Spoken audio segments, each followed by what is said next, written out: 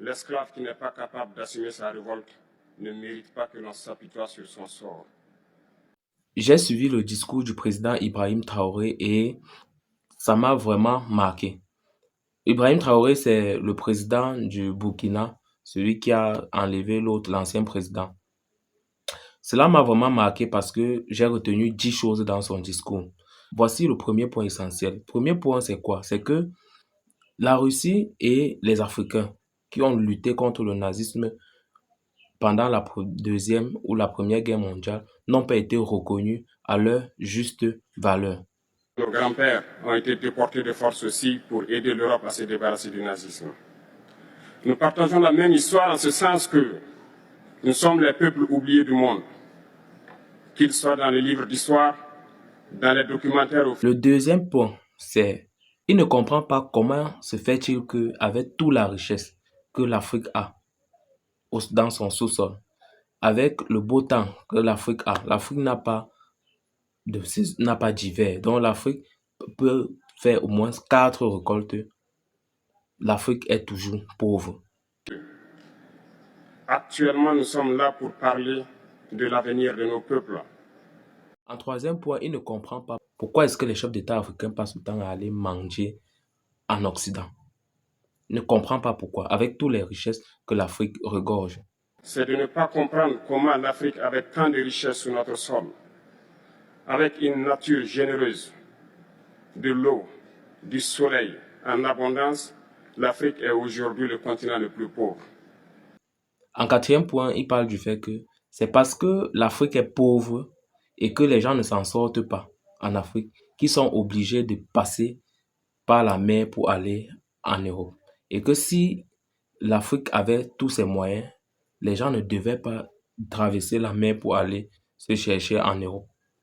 Par ce fait de pauvreté, ils sont obligés de traverser l'océan pour essayer de rallier l'Europe. Ils meurent dans l'océan. Mais que prochainement, ils n'iront pas traverser parce qu'ils viendront devant nos palais pour chercher leur pitance quotidienne. Et en cinquième point, il parle du Burkina Faso. Il dit que un esclave qui ne lutte pas pour sa propre liberté ne mérite pas que l'on s'apitoie sur son sort et que les Burkinabés ont décidé de lutter pour leur liberté et que des vaillants soldats se sont levés, des vaillants hommes se sont levés pour lutter pour la liberté au Burkina Faso. Mais qu'il est déplorable de voir que quand ce sont les Africains qui luttent pour leur liberté, on les appelle les milices. Et pourtant, quand en Europe, quelqu'un essaie de lutter pour sa liberté, on l'appelle patriote. Nos grands-pères ont été déportés pour sauver l'Europe. Ce n'était pas avec leur consentement, contre leur gré. En septième point, il dit qu'il est vraiment déplorable de voir comment les chefs d'État africains traitent les personnes qui luttent pour leur propre liberté de milice, des personnes qui ne respectent pas les lois. Et pourtant, eux, ils ne font absolument rien pour leur peuple. Nous sommes surpris de voir les impérialistes traiter ces VDP de milices et de tout type. C'est décevant. En huitième point, il dit que les chefs d'État africains doivent arrêter de se comporter comme des marionnettes à chaque fois que les Occidentaux tirent sur une ficelle. En neuvième point, il parle du fait que le président Poutine a décidé d'envoyer des céréales aux pays africains qui souffrent de famine.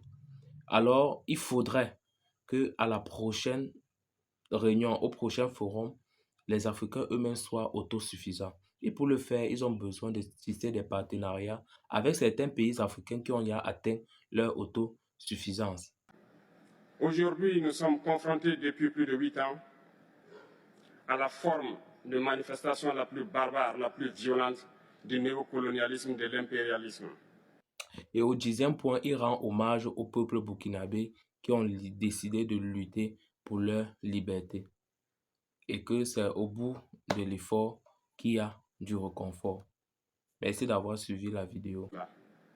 Mais aussi, c'est un message passé à nos chefs d'État africains, parce qu'au prochain forum, nous ne devrons pas venir ici sans avoir assuré, pour ceux qui ne connaissent pas la guerre, l'autosuffisance alimentaire de nos peuples.